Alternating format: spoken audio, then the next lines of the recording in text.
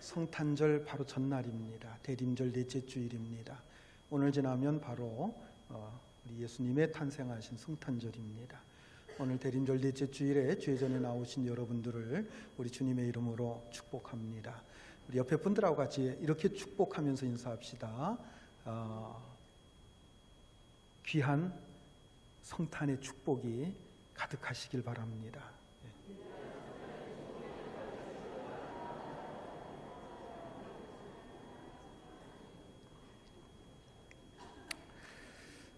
구약 성경은 메시아의 예언으로 가득 차 있는 책입니다. 그 중에서도 메시아의 탄생과 메시아의 고난에 대한 예언을 비교적 직접적으로 해주고 있는 책을 꼽으라고 하면 서슴지 않고 우리는 이사야서를 꼽을 수가 있습니다. 특히 이사야서에서 메시아의 탄생에 관해서 정확하게 예언을 하고 있는 부분들이 있는데 그것은 이사야서 7장과 이사야서 9장에 있는 말씀입니다. 이사야서 7장에서는 메시아의 처녀 탄생과 그 탄생의 의미가 임마누엘이라고 하는 것을 말씀해 주고 있습니다. 이사야서 7장 14절 말씀 우리 같이 한번 읽습니다. 그러므로 주께서 친히 징조를 너희에게 주실 것이라. 보라, 처녀가 잉태하여 아들을 낳을 것이요 그의 이름을 임마누엘이라 하리라. 이 말씀은 너무나도 유명한 말씀이고 마태복음 1장 23절에서도 마태가 예수님의 탄생의 의미를 이렇게 설명하면서 이 말씀을 그대로 인용하고 있는 것을 볼 수가 있습니다. 그리고 이사야서 9장에서는 메시아가 오셔서 하실 일에 대한 예언을 해주고 있는 말씀인데요. 오늘 본문 6절과 7절 말씀을 우리 같이 한번 읽습니다. 이는 한 아기가 우리에게 낳고 한 아들을 우리에게 주신 바 되었는데 그의 어깨에는 정사를 메었고 그의 이름은 기묘자라 모사라 전능하신 하나님이라 영존하시는 아버지라 평강의 왕이라 할 것임이라. 그 정사와 평강의 더함이 무궁하며 또 다윗의 왕좌와 그의 나라에 군림하여 그 나라를 굳게 세우고 지금 이후로 영원히 정의와 공의로 그것을 보존하실 것이라. 만군의 여호와의 열심히 이를 이루시리라. 아멘. 이사야서 7장 14절 말씀 그리고 9장 6절과 7절 말씀, 이 말씀만 딱 띄어가지고 우리가 읽으면 이 말씀이 메시아의 탄생에 대한 말씀이다 라고 하는 것을 웬만한 성도들은 다 알 수가 있습니다. 자, 그런데 우리가 이사야서를 보면서 이 말씀들 앞뒤에 있는 말씀과 같이 읽게 되면 이 말씀이 도대체 왜 여기에 나오는지, 이 말씀들과 여기 나오는 메시아의 탄생 예언과 어떤 관계가 있는지 그것을 파악하는 것이 결코 쉽지가 않습니다. 특히 이사야서 7장에 나오는 예언은 더 파악하기가 어렵습니다. 그런데 이사야서 7장의 말씀은 지지난해 성탄절에 그 말씀을 가지고 제가 설교한 바가 있기 때문에 오늘은 이 9장에 있는 이 메시아 탄생의 예언에 대해서 함께 여러분들과 살펴보면서 은혜를 나누려고 합니다. 이사야 선지자가 살던 시대에 똑같은 이스라엘 백성들이면서도 소외되고 비참한 상태에 살고 있던 사람들이 있었습니다. 바로 그들은 스불론과 납달리 지파의 사람들이었습니다. 아마 그들은 정치적인 이유로 그렇게 된 것 같습니다. 북이스라엘 왕국은 남유다 왕국과는 달리 여러 차례 쿠데타가 일어나서 이 정권이 뒤집혔어요. 그리고 그렇게 정권을 잡은 왕들은 자기의 정권을 권고히 지키기 위해서 아주 악하게 정사를 펼쳤다고 하는 것입니다. 폭정을 일삼았다고 하는 것입니다. 그래서 그 북이스라엘 나라의 백성들은 참 살아가기가 곤고했습니다. 그 중에서도 가장 많은 박해와 따돌림을 당한 족속이 바로 스불론과 납달리 지파의 사람들이었습니다. 쉽게 말해서 그들이 그 나라에서 왕따를 당한 거죠. 가장 개발의 혜택도 받지 못하고 범죄율도 높았고 선민으로서의 어떤 자긍감, 자존심, 자존감 이런 것이 가장 약했던 사람들이 바로 그곳 사람들이었습니다. 그들은 한마디로 말해서 어둠 속에, 즉 흑암 속에 살던 백성들이었습니다. 여러분, 오늘날 가장 어둠 속에, 흑암 속에 사는 백성들을 꼽으라고 한다면 누구를 꼽겠습니까? 저 북한 땅에 있는 우리 동족, 저 북한 백성들을 꼽을 것입니다. 전에 인공위성에서 한반도의 야경, 밤의 모습을 이렇게 촬영한 것을 본 적이 있습니다. 남한 쪽은 대도시는 물론이거니와 지방도시나 이 해안가 같은데 이 밝은 빛들이 반짝반짝 빛나는 것을 볼 수가 있었는데요. 저 북한 땅은 평양 부근만 조금 반짝일 뿐 다른 곳은 거의 어둠 속에 휩싸여 있는 것을 볼 수가 있었습니다. 그만큼 이 북한은 이 전력 사정이 좋지 않다고 하는 것을 보여주는 거라고 볼 수 있습니다.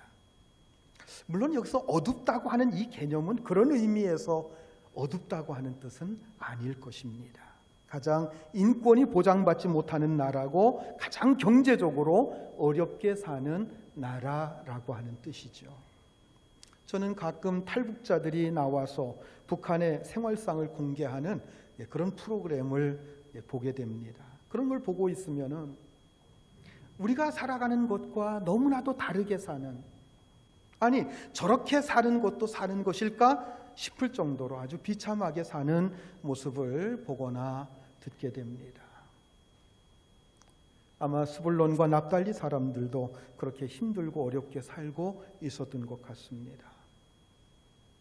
그런데 이사야 선지자는 이렇게 어둠 가운데 있는 사람들에게 하나님의 은혜의 빛이 비칠 것이다 라고 예언을 합니다. 자, 오늘 본문 1절 말씀 우리 같이 한번 읽습니다.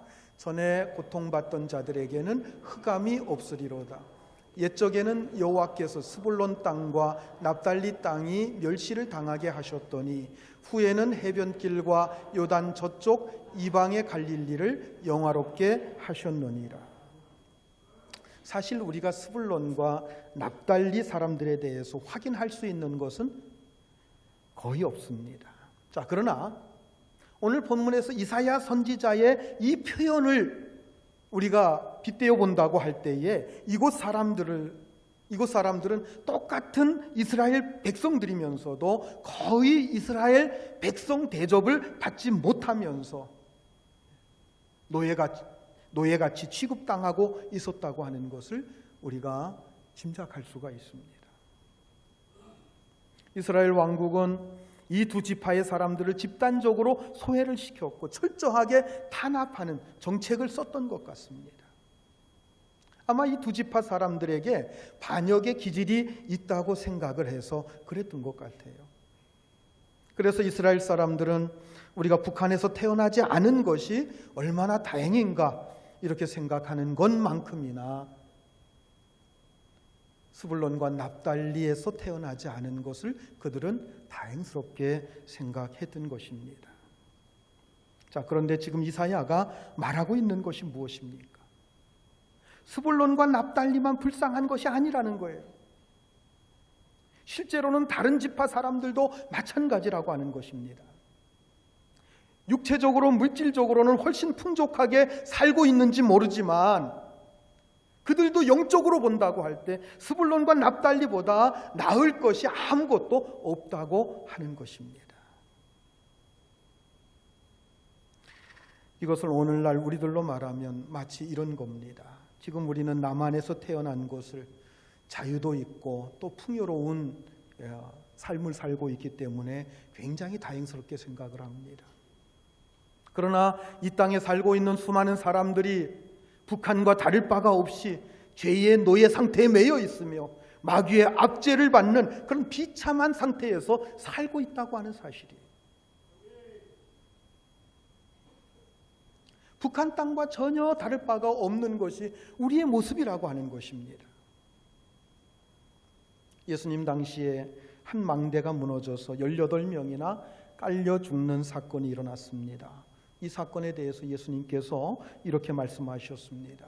누가복음 13장 4절과 5절 같이 봅니다. 또 실로암에서 망대가 무너져 치어 죽은 18사람이 예루살렘에 거한 다른 모든 사람보다 죄가 더 있는 줄 아느냐? 너희에게 이르노니 아니라. 너희도 만일 회개하지 아니하면 다 이와 같이 망하리라. 사람들은 그 사건을 보면서 그런 생각을 합니다. 도대체 저 사람들은 얼마나 많은 죄를 지었기 때문에 저렇게 망대가 무너져서 그 밑에 깔려 죽었는가, 그렇게 생각을 합니다. 그러나 여기에 대해서 주님께서 뭐라고 얘기하십니까? 누구든지 회개하지 않으면, 누구든지 죄 용서만 받지 못하면 다 그렇게 망한다라고 말씀하고 있는 것입니다. 엊그제 제천에서 큰 화재 사건이 있었죠. 29명이 목숨을 잃었습니다. 그 중에서 우리 교단 목사님 2분이 돌아가셨어요. 제천중앙교회라고 제법 큰 교회 담임 목사님 돌아가셨고, 또 한 목사님이 돌아가셨습니다. 교역자회를 마치고 전부 거기 사우나를 갔는데 그 제천중앙교회 목사님이 그냥 집으로 가셨어요. 그러니까 한 젊은 목사님이 전화로다가 목사님 오세요. 와서 같이 사우나 하세요. 그래 불러가지고 뒤늦게 갔습니다. 다른 목사님들 다 목욕하고 나갔는데 이 목사님과 그를 부른 젊은 목사님 2분이 늦게 남아 있다가 변을 당하셨습니다. 안타깝지요. 그분들이 다른 사람들보다 특별히 뭐가 잘못되었기 때문에 그렇게 죽었겠습니까? 결코 그런 게 아니라는 겁니다. 다시 말해서 스불론과 납달리 사람들이 그렇게 비참하게 사는 것은 그들만 뭔가 잘못했기 때문이 아니라는 거예요. 실제로는 모든 이스라엘 백성들의 상태를 그들이 대표적으로 보여주고 있다고 하는 뜻입니다.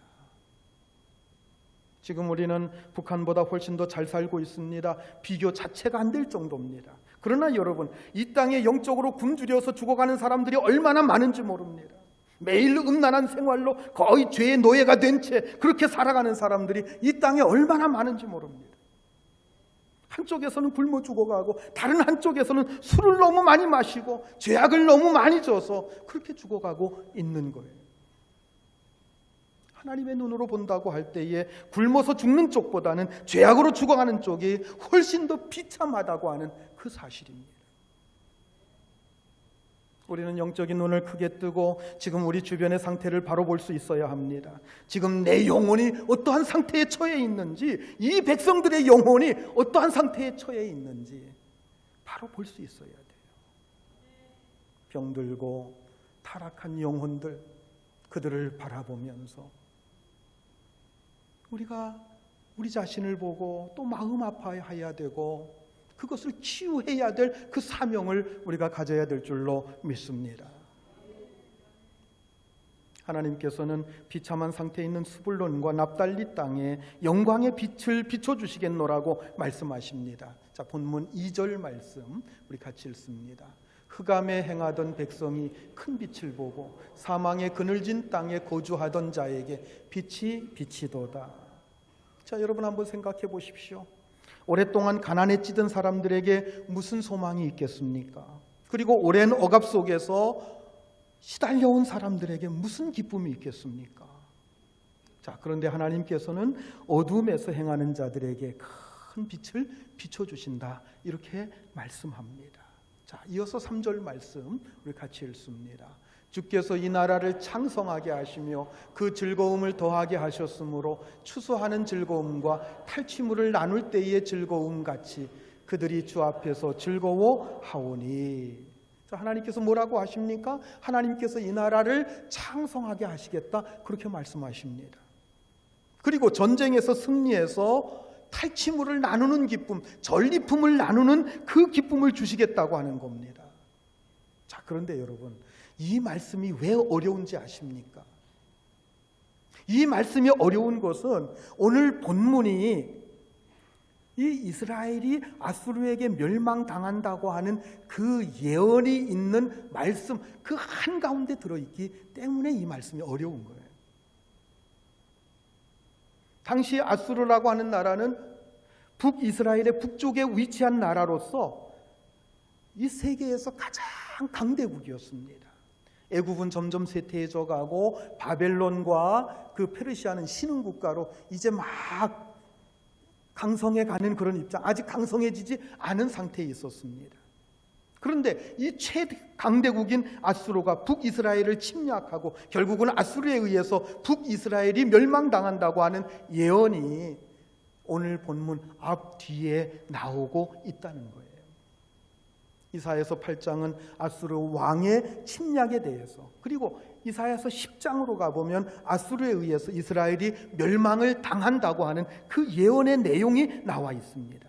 그런데 그 사이에 끼어있는 말씀에서 뭘 얘기합니까? 하나님께서 이스라엘 나라의 강성함을 이야기합니다. 추수하는 즐거움을 이야기합니다. 전리품을 나누는 즐거움을 말씀합니다. 앞뒤가 전혀 맞지가 않아요. 이 말씀의 뜻이 뭘까요? 하나의 예를 들겠습니다. 자, 어떤 분이 이런 간증을 합니다.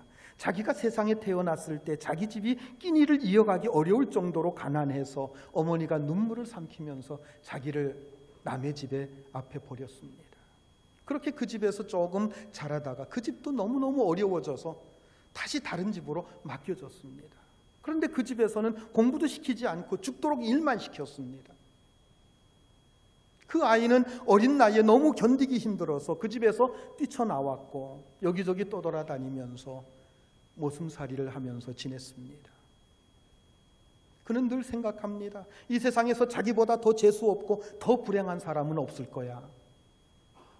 어릴 때 너무 먹지 못하고 일만 너무 많이 해서 뼈 안에 고름이 생기는 골수염에 걸렸고 위장과 신장도 좋지가 않았어요.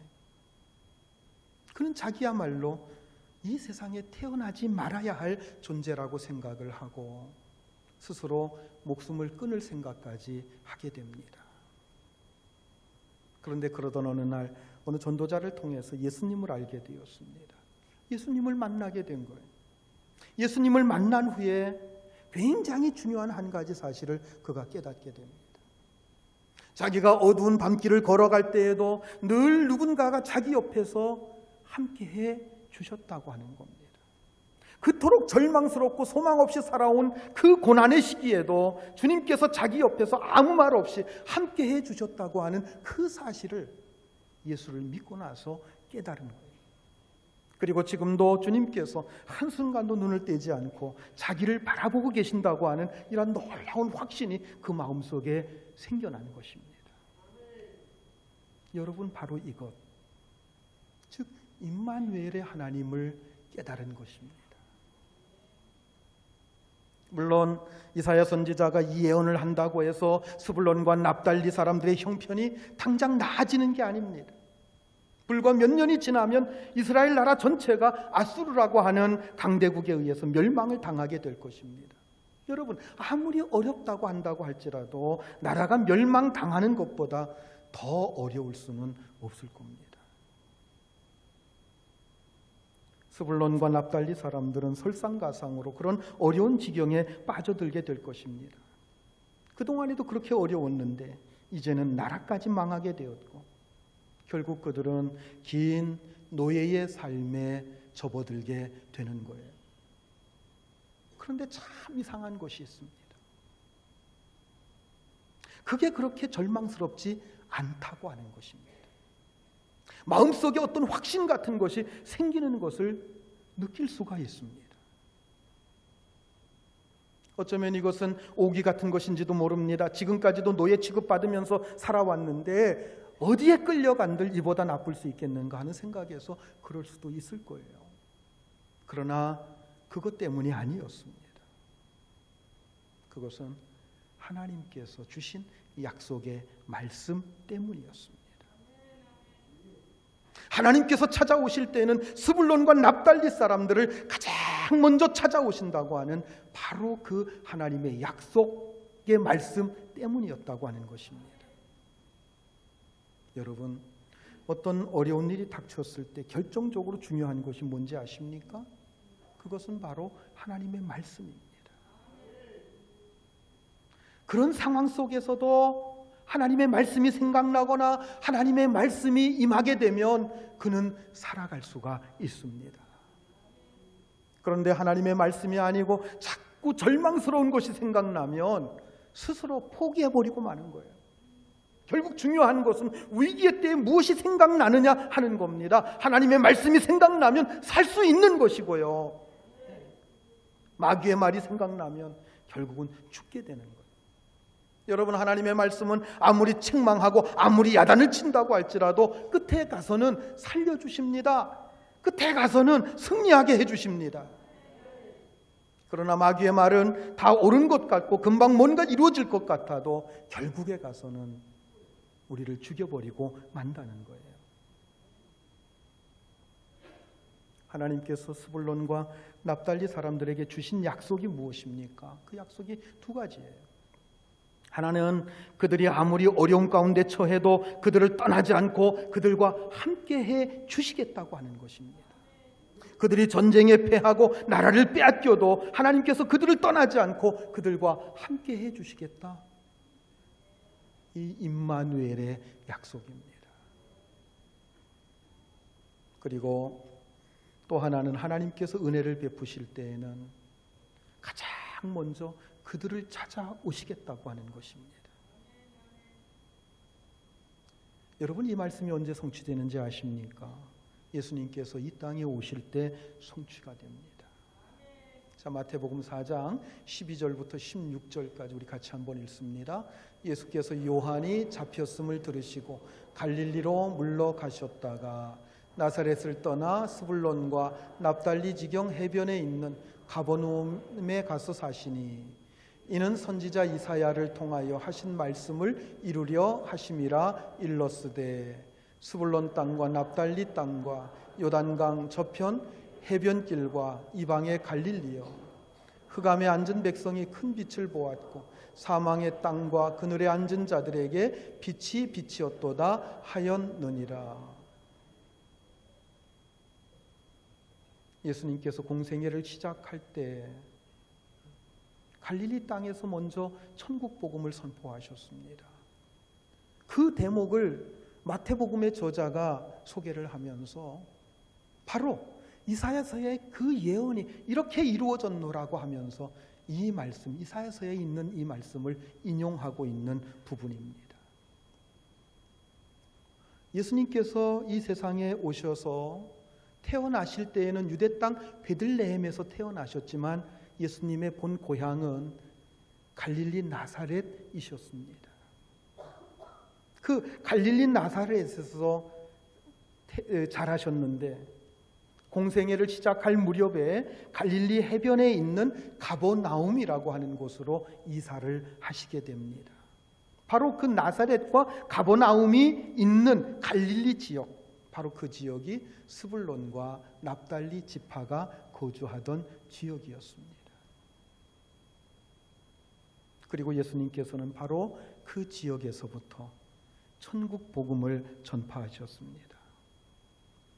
하나님의 아들이 이 세상에 오셔서 가장 먼저 하늘의 뜻을 실현하는 데 있어서 바로 그 지역이 구약에서 가장 멸시받던 바로 그 지역이었다고 하는 거예요. 바로 스불론과 납달리 지역에서 처음으로 천국의 복음을 전파하셨고 바로 그곳 그 지역을 주님께서 영화롭게 하셨다는 것입니다. 예수님께서 자기 백성을 죄의 노예 상태에서 해방시키시고 그들을 거룩한 하나님의 자녀로 삼으시기 위해서 이 세상 이 땅에 오셨는데 어디서부터 그 일을 시작하셨습니까? 그것이 바로 가장 멸시받던 스불론과 납달리 지파가 있던 바로 그 지역에서부터, 그 갈릴리 지역에서부터 가장 먼저 시작하셨다고 하는 것입니다. 그들을 죄와 사탄으로부터 해방시키시고 그들을 가난과 질병과 무지와 두려움으로부터 해방시키셨습니다. 본문 4절과 5절 말씀 우리 같이 읽습니다. 이는 그들이 무겁게 맨 멍에와 그들의 어깨의 채찍과 그 압제자의 막대기를 주께서 꺾으시되 미디안의 날과 같이 하셨음이니이다. 어지러이 싸우는 군인들의 신과 피 묻은 겉옷이 불의 섭같이 살라지리니. 이제는 그 백성들이 무겁게 맨 죄의 멍에와 채찍과 압제자의 막대기를 이제는 주님께서 다 꺾어주시겠다고 하는 겁니다. 죄의 몽해를 없애주시고 모든 사탄의 압제에서 그들을 해방시켜 주시겠다 하는 말씀입니다. 미디안의 날과 같이 하겠다, 이게 무슨 뜻입니까? 미디안이 어떤 사람들입니까? 미디안은 끊임없이 출애굽 당시부터 시작을 해서 이스라엘 백성을 괴롭혀왔던 도적대와 같은 그러한 족속입니다. 그런데 하나님께서 그 족속을 이 땅에서 완전히 없애겠다고 말씀을 하셨어요. 드디어 다윗 왕 때에 그 미디안이라고 하는 족속을 완전히 없애버립니다. 그와 같이 사탄의 압제로부터 완전히 해방시켜 주시겠다, 그렇게 말씀하고 있는 것입니다. 그리고 군인이 이제 더 이상 군복이 필요 없어서 피 묻은 전투복과 전투화를 모두 모아서 불태워 버릴 것이다 라고 말씀합니다. 여러분, 그렇게 하는 이유가 무엇입니까? 이제는 더 이상 이 땅에 전쟁이 없을 것이기 때문입니다. 전쟁이 영원히 사라질 것이기 때문입니다. 전쟁처럼 인간의 삶을 비참하게 만드는 것이 없습니다. 그런데 이제는 더 이상 이런 비참한 전쟁이 없어질 것이라고 말씀합니다. 물론 여기서 말하는 전쟁은 세상의 전쟁을 말하는 것이 아닙니다. 영적인 의미에서 전쟁이 없어진다고 하는 뜻입니다. 예수님께서 십자가의 죽으심으로 모든 사탄의 권세를 굴복시키심으로 사탄과의 전쟁을 끝내신다고 하는 그런 뜻입니다. 그런데 언제 이 전쟁이 없어집니까? 그 전쟁이 없어지는 그 시기가 언제입니까? 그것이 바로 한 아기가 태어날 때라고 하는 겁니다. 자, 오늘 본문 6절 말씀 우리 같이 한번 읽습니다. 이는 한 아기가 우리에게 낳고 한 아들을 우리에게 주신 바 되었는데 그의 어깨에는 정사를 메었고 그의 이름은 기묘자라 모사라 전능하신 하나님이라 영존하시는 아버지라 평강의 왕이라 할 것임이라. 여러분, 인생의 근본적인 문제가 해결되기 위해서는 반드시 한 아기가 태어나야 합니다. 물론 이 세상에는 수많은 아기가 태어납니다. 그러나 이 아기는 다른 모든 아기들과는 근본적으로 다릅니다. 이 아기는 사람의 아기가 아닙니다. 그는 영원한 신성을 가지신 아기입니다. 영원한 하나님의 아들이십니다. 그 영원한 신성을 가진 하나님의 아들이 인간의 몸을 입고 아기로 태어난다고 하는 것입니다. 그것은 육체의 질병을 고치기 위해서가 아닙니다. 군대를 이끌고 적들을 쳐부수기 위해서가 아닙니다. 가난한 사람들을 구제하기 위해서도 아닙니다. 그가 아기로 세상에 오신 것은 인간의 가장 궁극적인 문제, 바로 이 죄의 문제, 죽음의 문제를 해결하기 위해서입니다. 그것을 위해서 자기 자신을 의의 제물로 드리고 우리의 죄를 단번에 해결하심으로 우리를 거룩한 하나님의 자녀로 삼아 주셨습니다. 그분이 우리의 왕이 되십니다. 우리의 진정한 통치자가 되십니다. 그래서 그 아기의 어깨에는 이 세상의 모든 정사가 메워져 있다라고 말씀하고 있습니다. 여러분, 이 세상 정사를 왕이나 대통령이나 유엔 사무총장이 다스리는 게 아닙니다. 근본적으로 우리 주님께서 다스리시는 줄 믿으시기 바랍니다. 그 아기는 근본적으로 하나님 아버지와 동등한 분이셨습니다. 그 능력과 권세와 지혜와 지위가 모든 것이 영존하시는 하나님 아버지와 똑같으신 분이셨습니다. 바로 그 하나님께서 자신의 모든 권세와 지위를 내려놓으시고 사람의 모습으로 오신 겁니다. 그리고 하나님과 우리 사이의 죄의 문제를 해결하시기 위해서 십자가에 죽으시고 우리에게 영원한 평강을 이루어 주셨습니다. 그래서 우리는 그분을 뭐라고 부릅니까? 그분을 평강의 왕이라고 부릅니다. 기묘자라고 하는 말이 무슨 뜻입니까? 기묘자라고 하는 말은 영어로 보면 원더풀이라고 하는 말입니다. 원더풀, 참으로 놀랍고 신기하다는 뜻입니다. 우리는 우리의 머리로 그분의 출생에 대해서 다 이해할 수가 없습니다. 어떻게 영원한 신성을 가지신 그 하나님께서 여자의 자궁 속에 그렇게 착상하실 수가 있습니까? 어떻게 그분이 다른 아이들과 똑같은 성장 과정을 거치시면서도 전혀 죄가 없으실 수가 있습니까? 특히 그분이 자란 동네는 이 나사렛이라고 하는 동네인데, 나다나엘이 나사렛에 대해서 뭐라고 표현했죠? 나사렛이라고 하는 곳에서 무슨 선한 것이 날 수 있겠느냐라고 얘기했듯이, 나사렛이라고 하는 곳은 참 버려진 땅입니다. 변방이었고 외적의 침략이 많았던 곳이고, 그래서 사람들의 마음이 완악해져 있습니다. 거칠 대로 거칠어져 있습니다. 그런 거친 곳에서 거친 아이들과 함께 자라면서도 우리 주님께서는 전혀 범죄하지 않으셨습니다. 그분은 가난하게 사시면서 굶주리셨고 피곤하게 사셨고 때로는 눈물을 흘리셨습니다. 그럼에도 불구하고 그분은 하나님의 뜻을 거역하지 않으셨고 율법이 가르치는 것을 전혀 거스르지 않으셨습니다. 그리고 우리의 죄 문제를 해결하시기 위해서 십자가에 못 박혀 죽으시고 사흘 만에 부활하심으로 너무나도 기가 막힌 방법으로 우리를 구원해 주신 것입니다. 그래서 우리는 그분을 기묘자다 이렇게 부르는 겁니다. 그 다음에 그분을 가리켜서 뭐라고 부릅니까? 모사라고 부릅니다. 모사. 영어 성경에 보니까 카운셀러 이렇게 되어 있습니다. 상담자라고 하는 뜻입니다. 주님은 우리의 진정한 상담자가 되어주십니다. 자, 그런데 여기에 나오는 모사라고 하는 이 말은 상담자라고 하는 의미보다는 법정 대리인인 변호사의 뜻에 훨씬 더 가깝다는 것입니다. 주님은 우리의 법정 대리인이며 변호인이 되십니다. 그래서 우리를 대신해서 하나님께 친히 간구해 주시기도 하시고 마귀가 참소할 때에 우리를 위해서 변호해 주시는 그 역할을 해 주신다는 것입니다.